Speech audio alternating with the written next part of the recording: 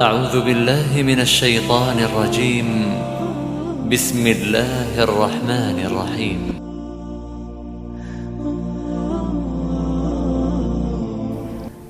حیا کی اہمیت بخاری شریف میں کچھ اس طرح سے بیان کی گئی ہے۔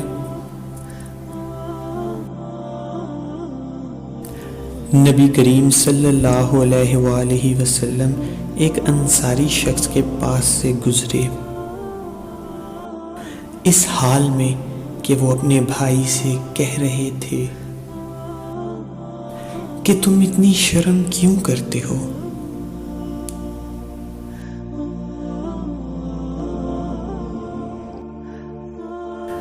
آپ صلی اللہ علیہ وآلہ وسلم نے اس انصاری سے فرمایا، اس کو اس کے حال پر رہنے دو۔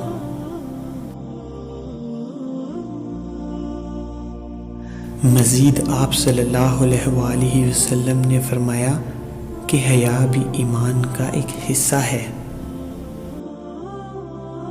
ویڈیو پسند آنے کی صورت میں لائک اور سبسکرائب کریں اور بیل آئیکن پر کلک کریں۔